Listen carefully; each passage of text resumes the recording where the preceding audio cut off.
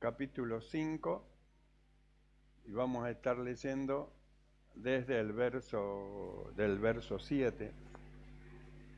Estamos leyendo, vamos a leer la versión 1960. Aclaro esto porque hay un pasaje que otras versiones más antiguas dicen que no lo tiene, pero nosotros vamos a basarnos en esta noche porque nos va a servir para lo que el Espíritu quiere hablar, estos dos pasajes, el verso 7 y el verso 8. Dice así, Primera de Juan, capítulo 5, verso 7. Porque tres son los que dan testimonio en el cielo: el Padre, el Verbo y el Espíritu Santo. Y estos tres son uno. Y tres son los que dan testimonio en la tierra: el Espíritu, el agua y la sangre. Y estos tres concuerdan en uno. Oramos. Mi amado Señor, te damos gracias, Padre bueno.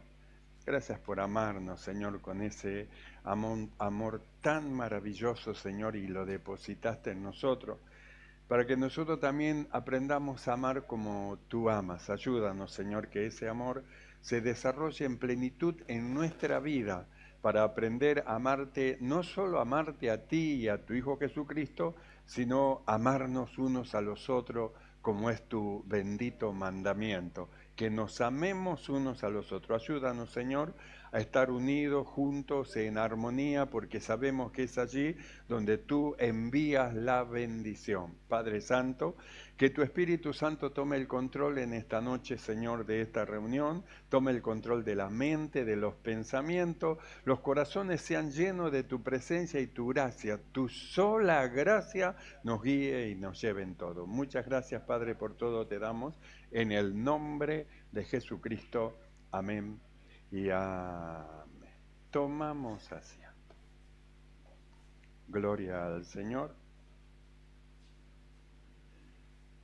Y hay cosas que son un misterio para los hombres. Hay cosas que son misterios humanos, que luego con el tiempo se descubren esos misterios porque son humanos. Desaparece alguien, es un misterio, no sabe de dónde fue. Pasa el tiempo, se encuentran unos huesos y dice, acá lo encontramos, el que desapareció. Un misterio que luego es descubierto. Pero cuando la Biblia habla de los misterios de Dios, ya estamos hablando de algo muy profundo que la mente humana no puede entender, no puede comprender, con la mente humana simplemente se hace un embrollo. Por eso es que Dios puso en nosotros, en nuestro corazón, la fe, para que nosotros creamos con seguridad todo lo que Dios dice. Aunque lo que Dios dice vaya en contra de lo que vemos, en contra de lo que oímos y en contra de lo que sentimos en nuestra carne, esa fe a nosotros nos lleva a creerle a Dios. Porque llega el punto que dice, ¿a quién crees vos? ¿Ve a lo que ven tus ojos? ¿A quién crees vos? ¿Ve a lo que sentí en tu carne? ¿A quién crees vos? ¿Cree a lo que oí con tus oídos o le cree a lo que Dios dice? Ahí está, un hombre sin fe dice, no, yo veo a lo que creo, yo veo a lo que oigo y yo veo a lo que toco y a lo que palpo, a eso yo creo, porque no tiene fe. Pero lo que son de la fe del Señor, que Dios puso el don de la fe, eso nos lleva más allá del sentir humano, porque se ha producido en nosotros un nacimiento nuevo de una vida espiritual que tiene relación y comunión con Dios, y eso nos lleva a creerle a Dios. No nos interesa lo que el diablo dice, nos interesa lo que Dios dice. No interesa lo que los hombres digan, me interesa lo que Dios dice. No me interesa lo que yo siento, yo creo a lo que Dios dice. Entonces yo repito, hablo y enseño conforme a lo que Dios dice. Entonces eso se llama fe. Porque si no tiene fe, es imposible que alguien le agrade a Dios si no cree a lo que Dios dice. Entonces, como no tiene fe, no cree. Entonces, como no cree, se aleja del Evangelio, se aleja de la palabra de Dios, se aleja de Dios, porque no cree ni aún que Dios existe. Entonces el diablo lo engañó y lo llevó a creer que Dios no existe. Entonces una persona que no tiene fe no puede jamás comprender los misterios de Dios, porque los misterios van más allá de la razón y del pensamiento humano. Nosotros leímos en estos dos pasajes algo que dice, y estos tres son uno. Y luego dice, y estos tres concuerdan. Entonces nosotros miramos y decimos, Dios es Dios, amén. ¿El Espíritu Santo qué es? Es Dios. ¿Y el Hijo qué es? Es Dios. Ahora, ¿son tres dioses diferentes? No, no son tres dioses diferentes. Es un solo Dios, manifestado como Padre, Espíritu y como Hijo, pero es una sola cosa. Entonces, ¿cómo es eso? ¿Me explica? No puedo entender. Bueno, ve, porque la razón humana no puede encajar o entender las cosas que son misterios, cosas misteriosas que pertenecen a Dios y que es revelado solo a sus hijos, a los que creen a todo lo que Él dice. Entonces nosotros leímos y dice, y estos tres concuerdan, dice, en uno. Estos tres son uno. Pero si son tres, ¿cómo van a ser uno? Es un misterio. Es como el matrimonio. Es un misterio el matrimonio.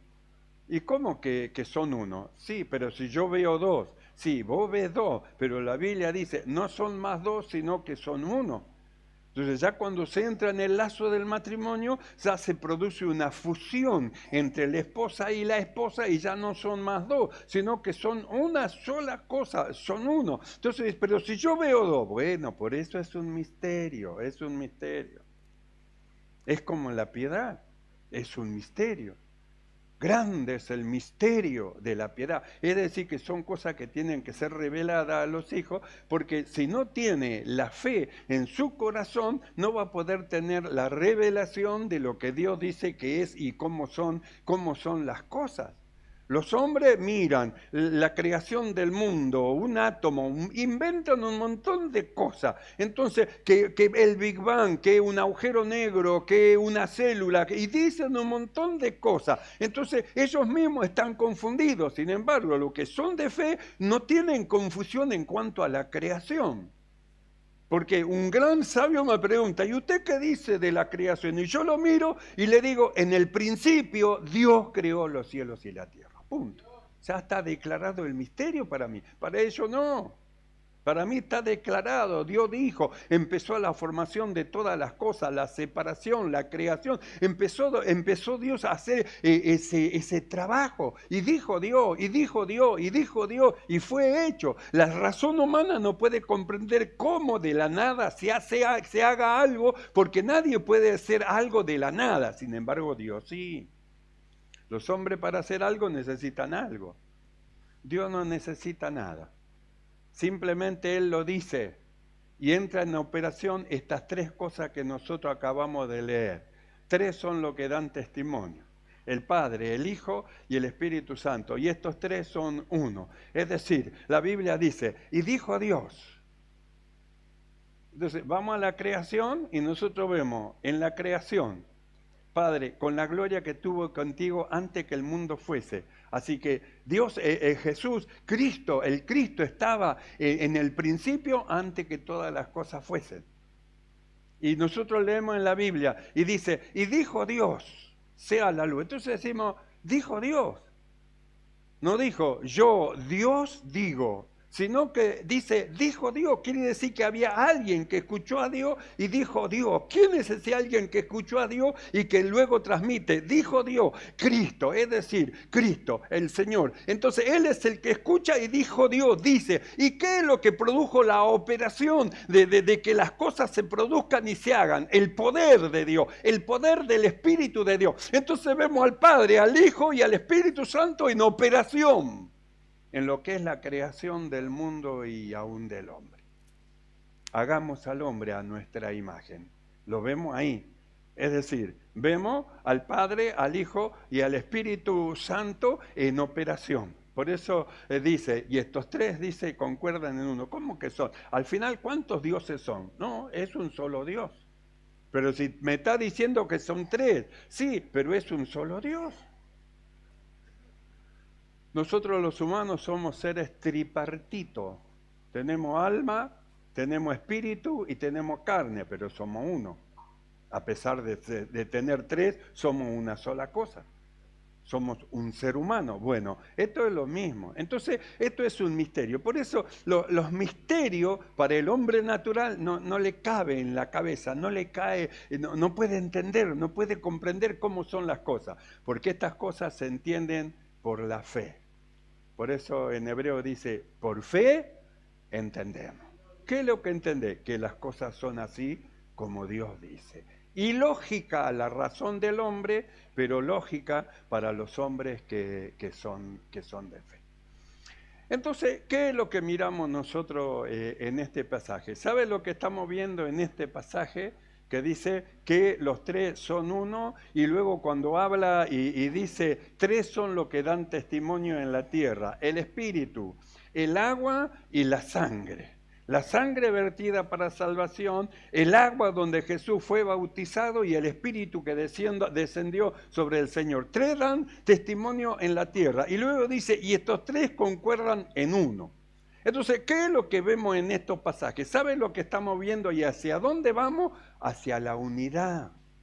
¿Cómo es que estos tres son una sola cosa? Hay una unidad, porque la bendición del Señor viene justamente para nosotros los que hemos creído en la unidad. Por eso hay un salmo que dice, mirá cuán bueno y cuán delicioso es estar los hermanos juntos y en armonía. Es decir, están en unidad. Están de acuerdo en lo que hacen, están de acuerdo en lo que van a transmitir, están de acuerdo en lo que van a enseñar, están de acuerdo en la sana doctrina, están de acuerdo, es decir, están en unidad. Nosotros miramos que se está arreglando la iglesia. ¿Y por qué se está arreglando la iglesia? Uno no podría hacerlo, pero en unidad se alcanzan cosas que uno no lo puede hacer. Mejores son dos que uno, dice el libro de Eclesiastés. Y cordón de tres dobleces no fácil se rompe. Quiere decir que en la unidad hay fuerza en la unidad. Dios dijo, el Hijo transmite lo que dijo Dios y el Espíritu entra en operación formando y haciendo todas las cosas. El poder de Dios, el poder de Dios. Entonces, ¿qué es lo que vemos nosotros acá? Una verdadera unidad. Entonces, ¿dónde está la bendición? En la unidad. Hay un pasaje en el libro de Mateo, capítulo 4, del verso 1 al 11, donde la Biblia dice que Jesús fue llevado por el Espíritu al desierto para ser tentado. Y en el desierto fue tentado de una manera, vino el tentador, dice, y lo tentó de una manera, lo tentó de otra, hasta que lo último que le dijo, yo te daré todo el mundo y todas las cosas si postrado me adorare. Y el Señor habló y le dijo, vete Satanás, porque está escrito, al Señor tu Dios adorarás y a Él solo servirás. Y cuando Él le dijo, vete Satanás, y le mencionó la Escritura, dice, entonces el diablo le dejó. ¿Qué habrá dicho el diablo? Con este no puedo. En el huerto del Edén pude con Eva y Eva, a través de Eva pude con Adán. Pero con este no puedo. Lo tiento de acá, lo tiento de allá, lo tiento de allá. Porque ¿cuál era la intención del maligno con todas esas tentaciones? Causar la división de la verdadera unidad entre el Padre, el Hijo y el Espíritu Santo. ¿Por qué? Porque en la unidad hay poder. Una iglesia unida es una iglesia poderosa. Una iglesia unida para llevar trabajo, hacer trabajo, es una iglesia que avanza, es una iglesia que no puede ser frenada, es una iglesia poderosa, una iglesia que entra en oración para pelear la buena batalla de la fe, entra en oración, es una iglesia poderosa, imparable, nada puede pararla, porque son uno, tienen un corazón, una mente, un pensamiento, van por la misma regla, no puede el maligno frenarlo. Por eso lo que busca es la división, dividirlo. Jesús fue llevado al desierto, ¿para qué? Para dividirlo, Entonces, ¿cuál fue la intención de Satanás? Producir la división entre el Padre, el Hijo y el Espíritu Santo. Entonces, ¿cómo fue la intención de la división? Mediante la tentación. ¿Cómo el diablo divide a los hombres? Mediante la tentación, lo tienta.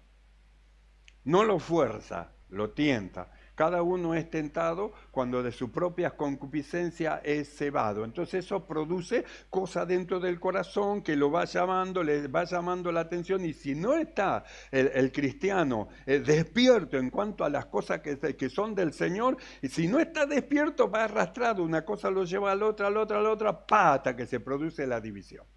Pero si está avispado, está despierto en cuanto al Señor, en cuanto ve la intención, no, acá me pongo lejos porque yo ya estoy viendo a dónde me va a llevar esto. Ya estoy viendo hacia dónde me va a llevar, no, y ahí yo no quiero ir, ahí no quiero ir. Entonces, ¿cuál fue la intención de Satanás con Jesús? Dividirlo. La intención de siempre, lo que logró en el huerto del Edén, dividir al hombre de Dios, porque cuando desobedecieron a Dios se produjo la división. Si Dios caminaba con el hombre, se paseaba en el huerto del Edén donde él estaba, se paseaba, es decir, producía gozo en el corazón de ellos, había gozo en el corazón de Dios, era su creación, se paseaba. Y cuando el tentador comenzó su operación y logró que el hombre desobedezca a Dios, ¿qué es lo que produjo? Una división. ¿Qué es lo que produce la desobediencia? Una división. ¿Qué es lo que produce el pecado? Una división. Adán pecó, por eso fue la división entre Dios y el hombre. Pecó, desobedeció a Dios, se produjo la división y con la división la caída. Por eso, ¿cuál fue la intención de Satanás con Jesús? Dividirlo. ¿Y cuál era el área? Primero, el estómago. Si eres hijo de Dios, tenés hambre, ¿no? Pero si eres hijo de Dios, decí que estas piedras se conviertan en pan y comé. Decí, el estómago para dividirlo de Dios. Es decir, la necesidad. Busca la necesidad, de tal manera que la persona esté en necesidad y de repente diga, y al final, ¿dónde está Dios? Estoy sirviendo a Dios y estoy pasando necesidad, y al fin empiece una queja y mediante la queja se produzca luego una división. Entonces la necesidad, y cuando el diablo lo tentó en la necesidad, Jesús lo miró y le dijo, no solo de pan vivirá el hombre, sino de toda palabra que sale de la boca de Dios. Más valioso que el pan es la palabra que Dios envía para nosotros. Entonces yo escojo entre el pan y la palabra, escojo la palabra de Dios. Porque cuando se escoge el pan en lugar de la palabra de Dios, entonces se entra en problemas. ¿Sabe cuánto se hicieron una división entre ellos y Dios por causa de la necesidad, del hambre, es decir, por la necesidad de comer y tengo que comer y al final nadie me va a dar de comer y yo tengo que salir a trabajar y me ofrecieron un buen trabajo? Si bien es cierto, me separa de la iglesia, de la congregación, pero bueno, yo tengo que comer, es decir, el diablo le ofreció el pan y había dos cosas, el pan y la palabra, una de las dos tenés que escoger y él escogió mal. Porque escoger el pan antes que la palabra de Dios es una mala elección, no es una buena elección, es una mala elección. ¿Por qué? Porque el hombre no solo de pan va a vivir, sino de la palabra de Dios. Y la palabra de Dios nos lleva a nosotros a confiar en el Señor. El diablo lo tienta, es un buen trabajo, esto es una buena cosa, pero lo separa de Dios. ¿Qué tan bueno es aquello que a usted lo prospera en su naturaleza humana, pero en su parte espiritual a usted lo arruina? ¿Qué tan bueno es? No es un buen negocio cambiar lo espiritual por lo terrenal. No es un buen negocio. Por eso Jesús dijo, no penséis qué habéis de comer o qué habéis de vestir o qué habéis de beber. No piensen en eso, Dios sabe proveer todas las cosas a aquellos que creen en Él. Entonces usted piensa que alguien que siendo tentado hace la buena elección por la palabra del Señor, Dios lo va a desamparar y lo va a dejar en ninguna manera. ¿Por qué? Porque hizo la buena elección. Es como María y Marta. Marta escogió lo terrenal, las empanadas, las pizzas, las cosas, escogió todo lo terrenal. Sin embargo, María escogió lo que era bueno. Marta escogió el pan. Sin embargo, María escogió la palabra de Dios. Y cuando Marta vino a quejarse a Jesús, Jesús le dijo, María ha escogido la buena parte. Es decir, le estaba diciendo, escogiste mal, Marta, escogiste mal. Esa no es la elección de Dios. No es la elección de Dios. Por eso, ¿cuál era el fin? Dividirlo. ¿Dividirlo de quién? Dividirlo del Padre. ¿Y cómo lo iba a dividir del Padre? Llevándolo a desobedecer a Dios. ¿Y qué hubiera ocurrido si desobedecía a Dios? ¿Cómo volvía de donde salió?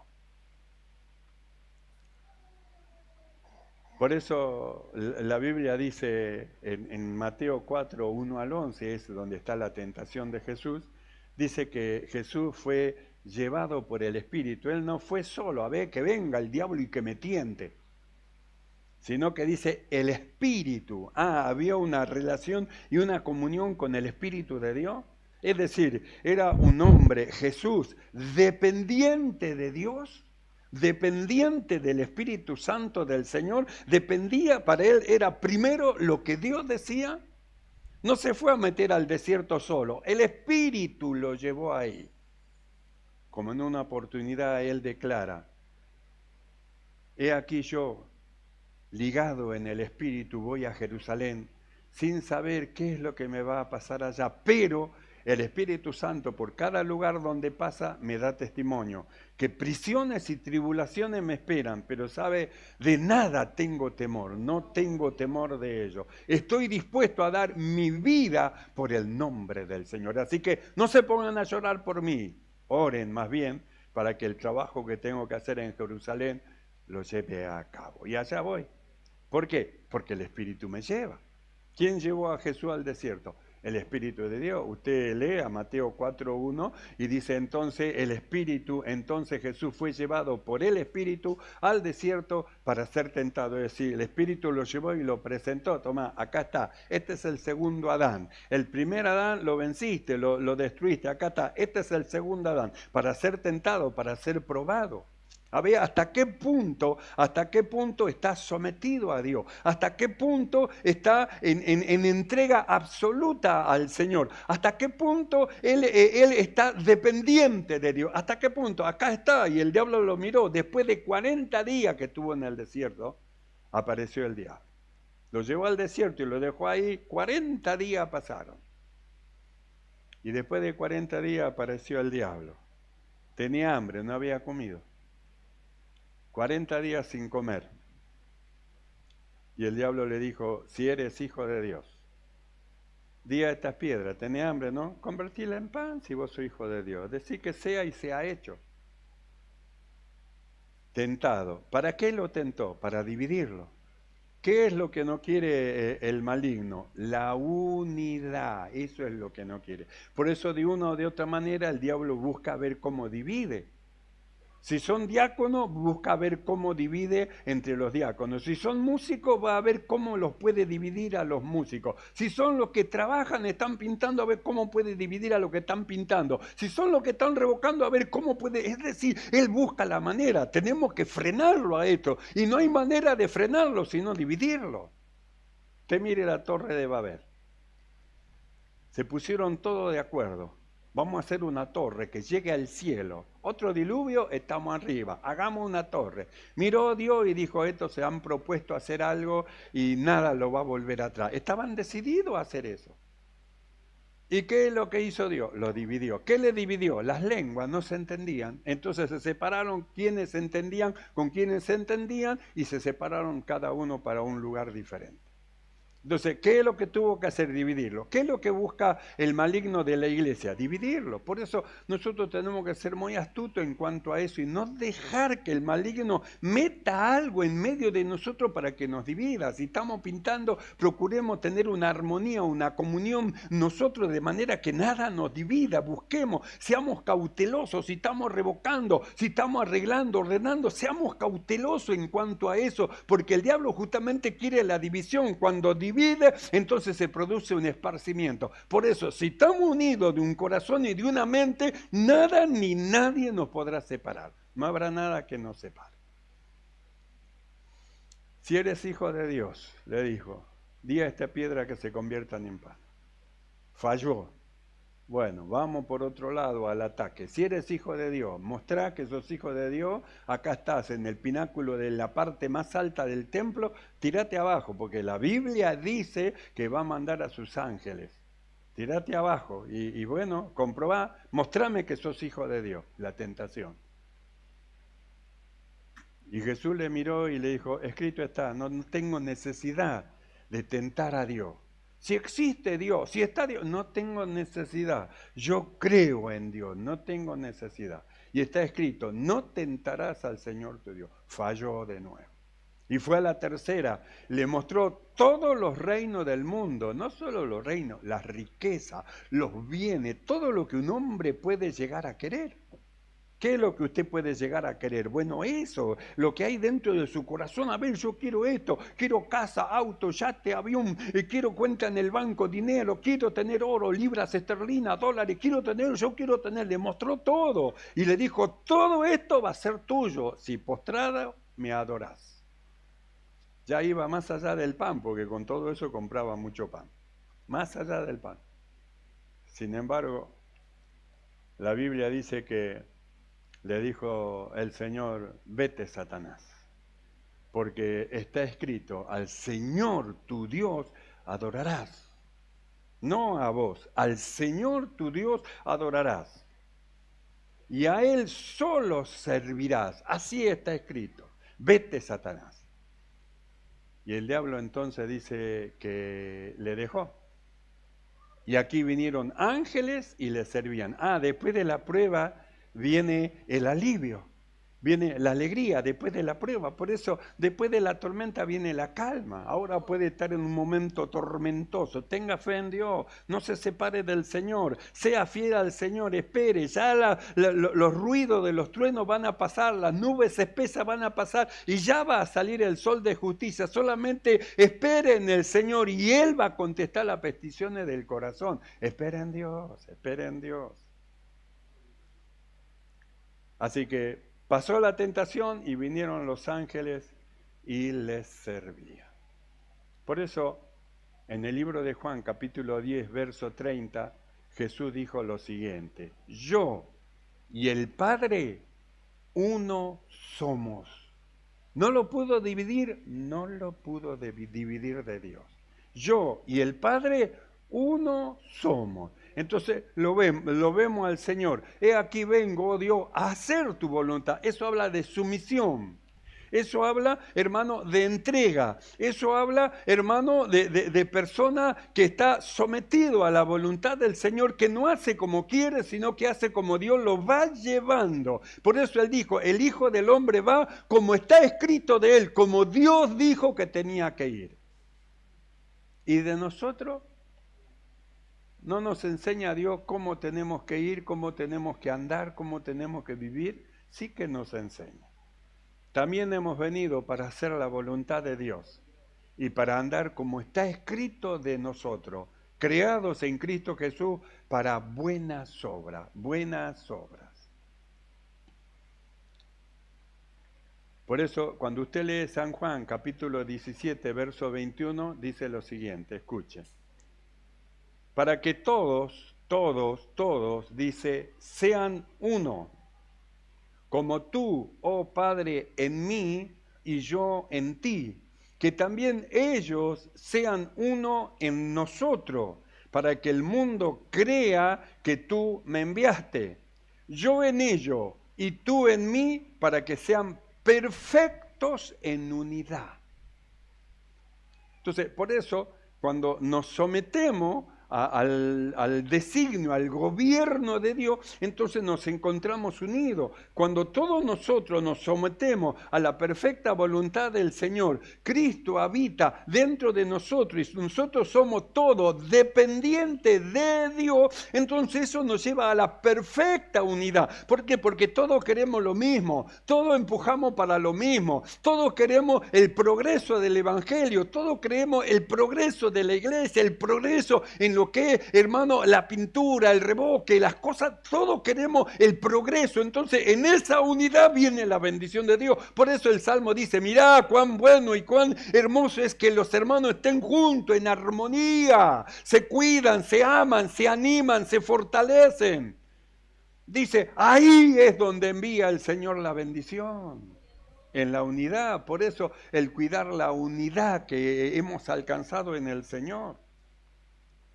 La oración de Jesús, para que todos sean uno, que seamos uno, como tú, oh Padre, en mí y yo en ti, que también ellos sean uno en nosotros, para que el mundo crea que tú me enviaste, yo en ellos y tú en mí, para que sean perfectos en unidad. Entonces miramos el pensamiento del Señor para con su iglesia y dice que sean uno. Ahora, la pregunta es, ¿cómo alcanzamos? ¿Cómo alcanzamos justamente el que seamos uno con nuestra naturaleza humana? Uno hace berrinche, otro, hermano, piensa de una manera, otro de otro. ¿Cómo hace? ¿Cómo hacemos para que ser uno de un mismo pensamiento? Vamos a la palabra del Señor en el libro de Colosenses, capítulo 2, verso 2, y mire lo que dice, unidos en amor. Entonces, ¿cuál es la base de la unidad? El amor. Dios es amor, es Dios en nosotros, es la sumisión a la voluntad del Señor, la entrega a la voluntad del Señor, la convicción de quiénes somos hijos de Dios y somos hermanos y debemos cuidarnos unos a los otros, y de ahí el servicio al Señor. Entonces Pablo dice, unidos en amor, ahí está el secreto, en el desarrollo del amor. Que todo lo puede, que todo lo soporta, que todo lo espera, que todo lo cree. Unidos en amor, hasta alcanzar todas las riquezas de pleno entendimiento, a fin de conocer el misterio de Dios el Padre y de Cristo, en quien están escondidos todos los tesoros de la sabiduría y del conocimiento. Así que tenemos que llegar hasta ahí, sí. ¿Y cómo tenemos que llegar? Unidos en amor. ¿Y cuál es la voluntad de Jesús, de nuestro amado Salvador? Que todos sean uno. ¿Y qué nos mostró Él? El Padre, el Hijo y el Espíritu Santo son uno. Entonces, el mantenimiento de la unidad, unidos ¿en qué? En amor. Por eso a nosotros nos dio algo muy importante para que nos tratemos uno con otro. ¿Qué es lo que nos dio el Señor? Colosenses 3:12, las vestimentas. Mire cómo dice.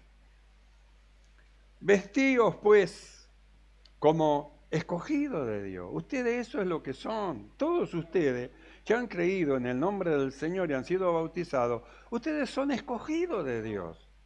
Ustedes son lo que ha sido declarado hijos de Dios. Son ustedes lo que tienen la capacidad y están, hermano, establecidos para tomar la cena del Señor. El último culto se ha producido un bautismo. Es decir, ha pasado un alma, un hermano por las aguas del bautismo. ¿Y qué es lo que le dio? La autorizó el Señor para que pueda participar de algo muy santo, que es la cena del Señor. Que pueda participar de la cena del Señor y de todos los beneficios que como hija el Señor le da a los que creen en su nombre. Por eso dice así, vestíos, Colosenses 3:12, vestíos pues como escogidos de Dios, como lo que son, santos y amados, de entrañable misericordia, de benignidad, de humildad, de mansedumbre, de paciencia, soportándoos unos a otros y perdonándoos unos a otros si alguno tuviera queja contra otro. De la manera que Cristo os perdonó, así también hacedlo vosotros. Y sobre todas estas cosas, vestíos de amor, que es el vínculo perfecto. Entonces, ¿para qué nos da la vestimenta? Para que mantengamos la unidad. ¿Para qué nos dio su amor? Para que mantengamos la unidad. ¿Y cuál es la oración de Jesús? Padre, para que todos sean uno. ¿Y por qué fue tentado Jesús? Para producir una división y no lo logró, sino que salió vencedor. Entonces, nos da Dios todas las herramientas para que nos mantengamos unidos en amor. Miramos al Señor, Padre, Hijo y Espíritu Santo, estos tres son uno. Tres son los que dan testimonio en la tierra, el Espíritu, el agua y la sangre. Y estos tres concuerdan en uno. Y miramos a la iglesia, grupos de creyentes, multitud de creyentes, pero estos son uno en un cuerpo, el cuerpo del Señor Jesucristo. Así que unidos en amor, amados hermanos, sigamos.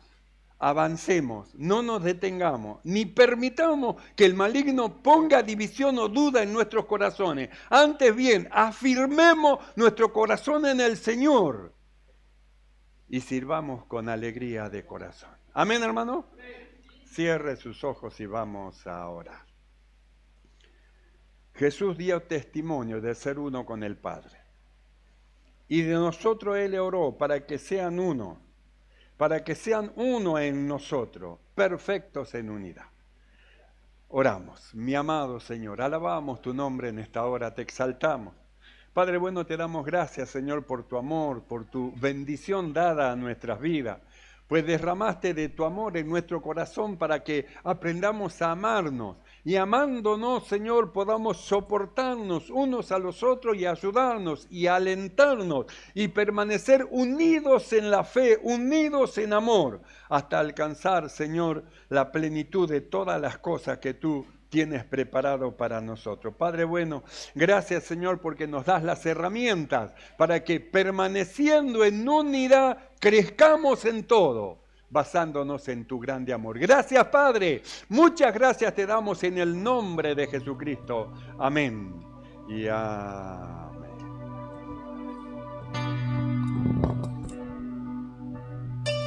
Vestidos pues como escogidos de Dios, santos y amados, de entrañable misericordia. Vestidos pues como escogidos